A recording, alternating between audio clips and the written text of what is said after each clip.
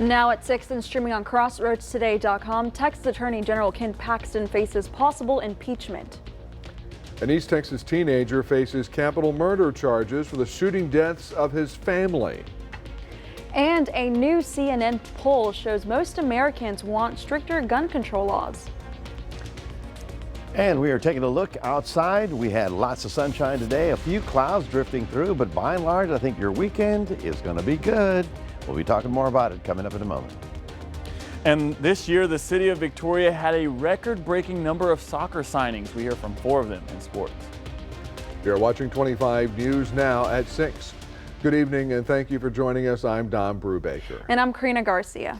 An Amber Alert was issued yesterday evening at 4:50 p.m. for 2 missing girls. 2-year-old Zyla Falks and 9-year-old Camille Brown Sykes were last seen at the 3200 block of Bullmore Drive in San Antonio. The suspect is 29-year-old Julio Najar Trevino, a Hispanic male with hazel eyes and brown hair. If you have any information, call 210-207-7660.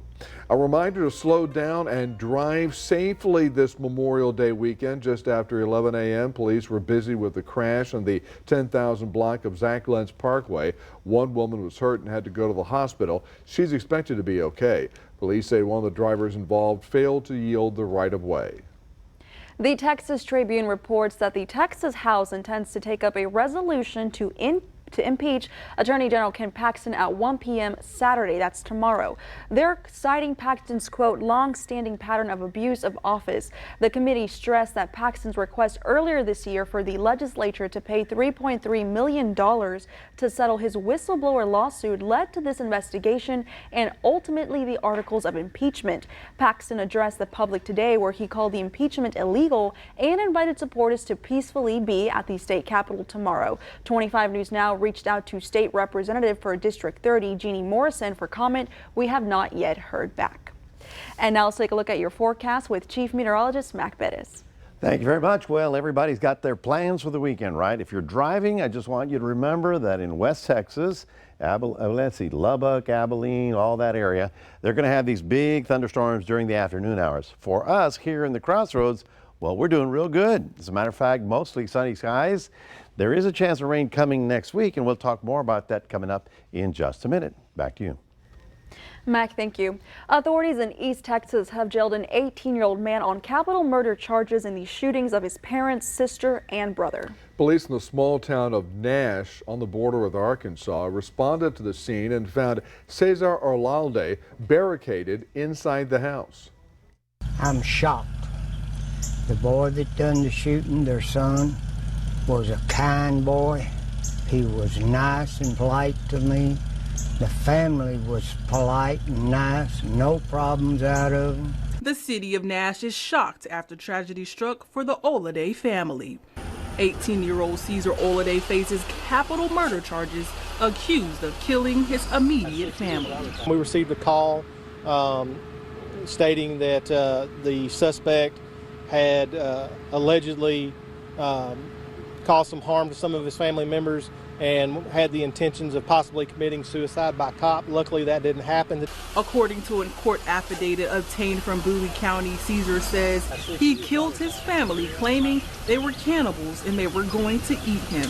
They were real nice people, really good to me and my wife. They really looked after us because they thought we were the 2 old people on the hill, and they really checked on us all the time.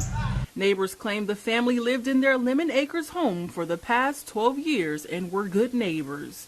I'm going to miss them tremendously, and I would love to talk to the boy that done the shooting and just let him tell me why he done it and everything, because I don't think he was on any kind of drugs, and he wasn't mean. He was always kind and courteous. I just can't understand it. The affidavit further says the Oladay family forced their way into the home and saw Caesar with a firearm. That's where he allegedly admitting to killing his father, mother, and siblings. Right now, there's no word on when he'll be arraigned. His bond is currently set at $10 million.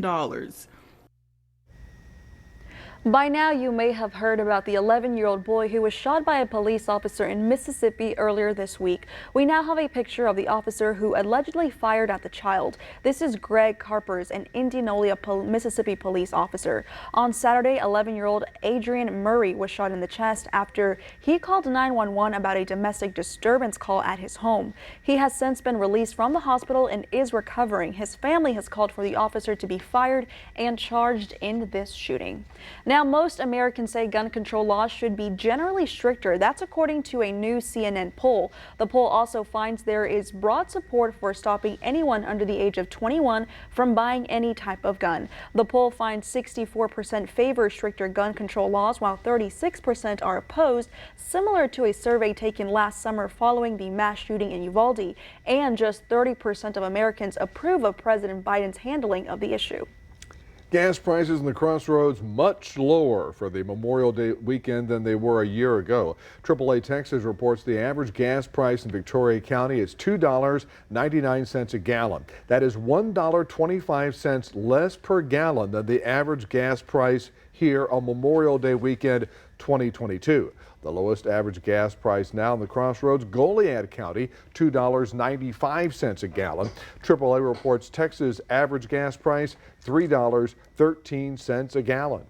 And this brings us to your viewer poll. Scan that QR code on your screen to vote now. The question is, are you more likely to travel this Memorial Weekend holiday due to cheaper gas prices? Yes or no? Well, according to these results, 12% say yes and 88% say no. Little surprised by that. Little surprised. Yeah, me too. Yeah. Well, we want to keep on hearing from you. Come to crossroadstoday.com/vote to take part, and we will have an update on 25 News Now at 10. Now, a Houston grand jury has indicted 33-year-old Patrick Clark for the murder of rapper Takeoff. Clark was arrested in connection with the December killing of the Georgia native. Takeoff, a member of the rap group Migos, was shot to death outside a private party at a bowling alley in Houston. Clark is currently being held on $1 million bond and is on 24/7 house arrest. The Victoria County Veterans Council will host its annual Memorial Day ceremony Monday. The ceremony begins at 11 a.m. at De Leon Plaza in downtown Victoria.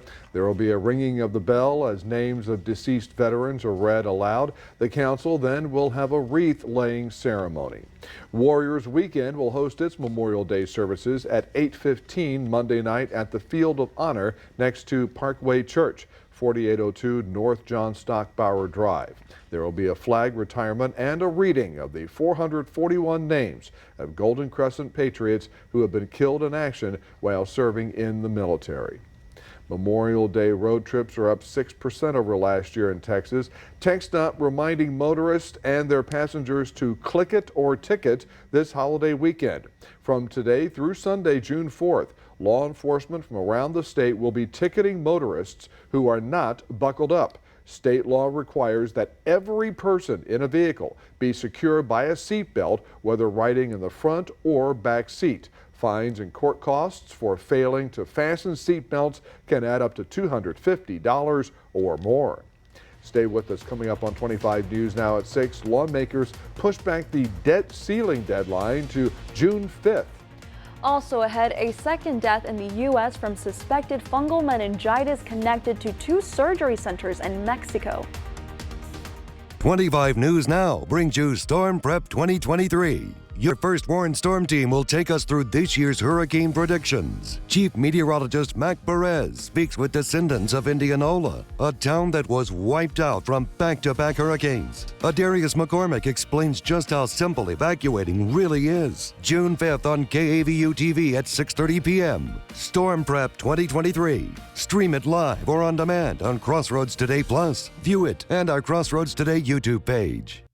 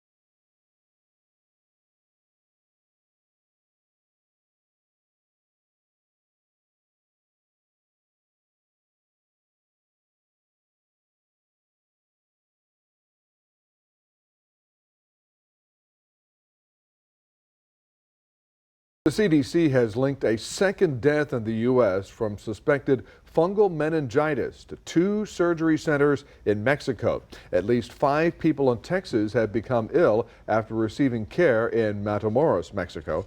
The Mexican Ministry of Health sent to the CDC a list of 221 U.S. patients who might be at risk after surgery at the facilities. All the cases so far have involved an epidural, which is anesthesia injected into the area around the spinal column. In Washington, progress, but no deal to raise the nation's debt ceiling. However, the deadline now pushed back to June 5th. And the risk of a default with dire economic consequences for the nation and American households could be looming on the other end of the holiday weekend. Both sides point to progress. I thought we made progress last night. We got to make more progress now. We're making progress, and our goal is to make sure that we get a deal because default is unacceptable. But White House and House Republican negotiators appear to be heading into the Memorial Day weekend without a final deal to raise the nation's debt ceiling. We are in the middle of a lot of different conversations and a lot of different paper coming back and forth. House Republicans have used this debt ceiling vote, often a routine act that allows the federal government to keep borrowing money to pay its bills, to force a conversation about government spending cuts. Many Democrats say focus on raising the debt ceiling now and talk about budget later. It comes time to put the country first, to understand the devastating effect it will have on not just Democrats, but Republicans. Sources familiar with the negotiations say a potential agreement that emerged late Thursday would involve raising the debt ceiling for 2 years with a cap on federal spending, excluding defense and veteran spending in the same period. A final deal would need to pass the GOP-led House and the Democratic majority Senate quickly. The Treasury Department says there's no plan B to avoid default. The only plan we have is the one that's worked for more than 200 years in this country, which is the United States of America needs to pay all of its bills and pay them on time. In Washington, I'm Karen Kafa. The commencement speaker at UMass Boston's graduation ceremony did not just provide words of wisdom, he also gave the grads some cold, hard cash. Billionaire Rob Hale surprised the new graduates when he announced he was giving them each $1,000. Every graduate received 2 envelopes and each contained $500. 2 years ago, he gave graduates from Quincy College $1,000 each. Hey, Mac, that is hail that's really good. Yeah, that's good hail. That's the kind of hail I'd like to see. Hello, it's coming from heaven. Anyway, so congratulations to all those graduates. I'm sure we're going to have graduates ceremonies over the next couple of weekends. Now, this is the big long holiday week. A lot of people traveling, a lot of people grilling in the backyard. So we'll be talking about your weather coming up in just a moment. Here's a look at what's coming up on Community Crossroads. We hear a May 6th election recap. We hear from the elections administrator for Victoria County. We learn about a Juneteenth celebration in Port Lavaca, and we take a look at your viewer poll. This is where you get an opportunity to let your child now be involved with somebody else's child, or let the children be involved in the activities going on. And this is how we kind of create a legacy.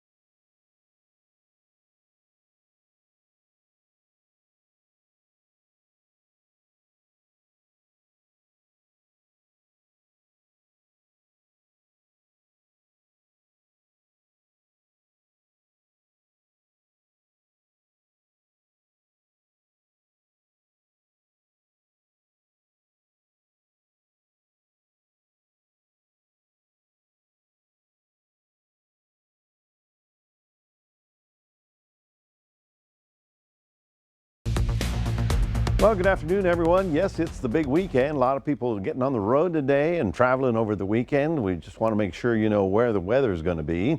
Looking at 86 degrees for us, and of course the temperatures got up to the 90s this afternoon. Oops, I missed it. Didn't come in. Let me see. It should come in. Anyway, we were about 90, 91 this afternoon, and that's kind of where we're supposed to be this time of year. So we are not looking at anything that's unusually hot. But you're going to be out there. You know, we're going to start talking about making sure you wear a hat, you don't get sunburn, you get plenty of fluids, because we're going to start perspiring. It's that type of season. And for anybody going down to the coast, it's going to be gorgeous. Very light winds in the afternoon, only about 10 miles an hour out of the southeast. And we're looking for water temperatures already up to about 80 degrees, so it's getting warm out there. Now, for anybody traveling outside the Crossroads, you just need to know that all the big stuff's going to be out on West Texas. I don't know, somebody's going to Abilene or Lubbock or El Paso or maybe even Del Rio. You're going to see these big thunderstorms fire up today. As a matter of fact, much of that area is under a tornado watch for tonight. And of course, it's the dry line that continues triggering all that activity. Every afternoon, there you'll see another line rolling out. So if you're going to go anything beyond Austin, you're going to run into that. Anybody in the coastal areas will be generally fine. I think we've got good looking weather for being outdoors, for being, you know, in the backyard or going downtown or whatever event you do follow. Then as we get to Monday, the dry line actually starts moving a little bit farther to the east. And so this big clump here of showers may skirt our area. So that's Monday. And I know there's a couple of events on Monday night. So make sure you check in with us at 5 and 6 to make sure we don't have any problems there. Interesting that on the east coast rather, we have an area of low pressure. It's not expected to become a tropical storm because it's basically along a frontal system. So it is still, however, going to be bringing heavy rain and probably 30-mile-an-hour winds to that area. I want to go back to Mawar, which is the typhoon that went over Guam. Guam is over here. It is now up to a Category 5, and it is now the strongest storm on the planet in about 20 years because pressure's dropped. It sped up to about 175 miles an hour winds. Now it is beginning to decrease, and northern Philippines and Taiwan have to be on the lookout for that in a couple of days. So it's interesting how strong that thing got, but it's in the mid-ocean, so they can do that. So back to our ocean. If you're going fishing or boating, things are looking good. High tides about 3 o'clock in the afternoon, low tides at 5 in the morning. We've got only easterly winds at 5 to 10. That puts our seas only at 2 feet, and bay waters will be smooth. So that's a good looking outlook for the weekend. And for all you guys in Port Lavaca, I want to say hello in Calhoun County, getting up to about 87 this afternoon. And of course for us, we'll be closer to 90 in the city right on through the weekend. Now we pick up the shower activity Monday. Biggest event will be on Tuesday, and then we'll see how that works out. That's your 7-day forecast. Have a great weekend. Drive safely. We'll see you on the other side. Meanwhile, if we want you to scan that QR code and put crossroadstoday.com on your cell phone. We'll toss it back to Karina. Thanks, Mac. And now here's Sports Director Gina Perez. Thanks, Karina. The lone Victoria athlete to make it to state for track and field is heading to a Division I school. We hear from him after the break.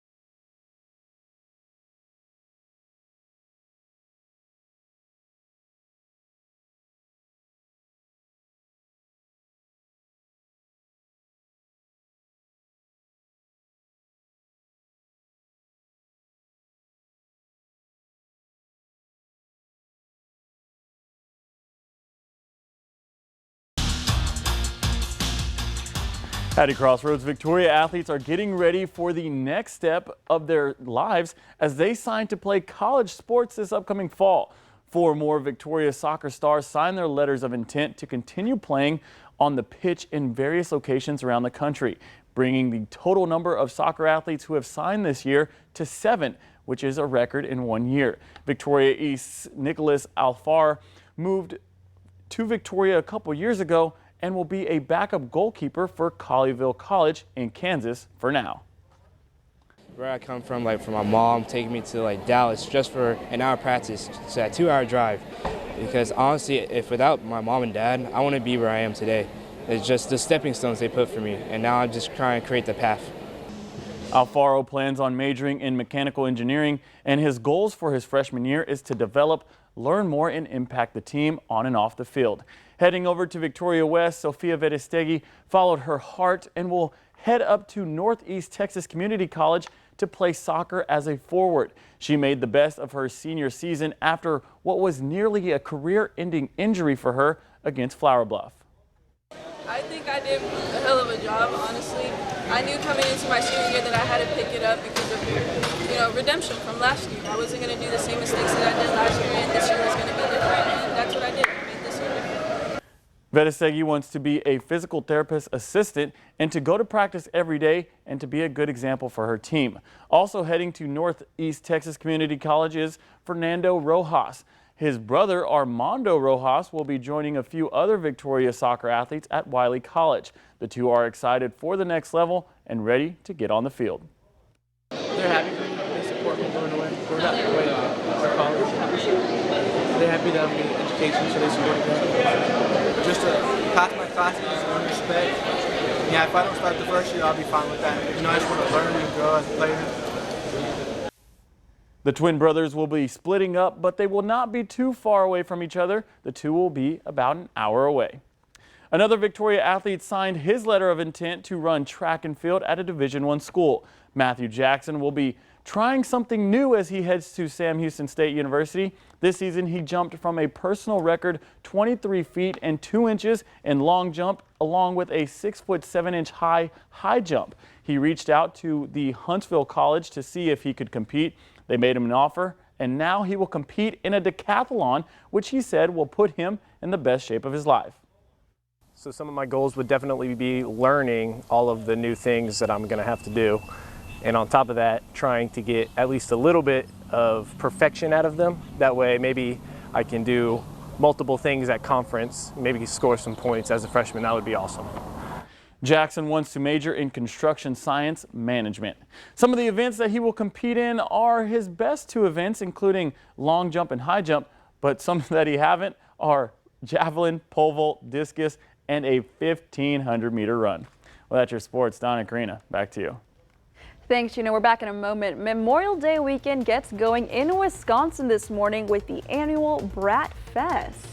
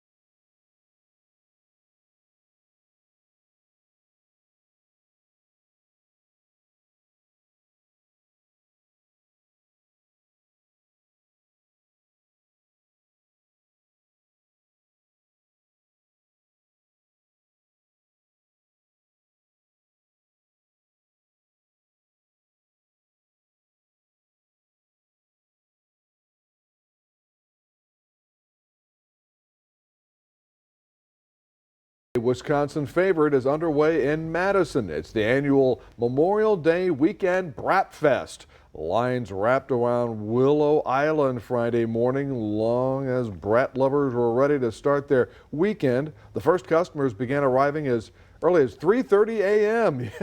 By the time the last person pulled away in the morning, more than 24,000 brats had been sold. The Madison event raises money for more than 100 local charities to keep their programs running. Oh, I wish we had smell-o-vision so right good. there. Oh man, the smell of some nice brats. Nothing on- like on good the brats. grill. Man. Oh man. I'm sure that there's a couple of brats being marinated right now for grilling tomorrow. Absolutely. So how's You the weather know going to be that. for the grilling here? Oh yeah, there's lots of people going to be grilling. You're going to be driving down tomorrow smelling all the, that smells good. Oh yeah, let's go visit those guys. Yeah. Yeah, so it's a good looking weekend for us. We're going to be very lucky is that we're going to be on the sunny side.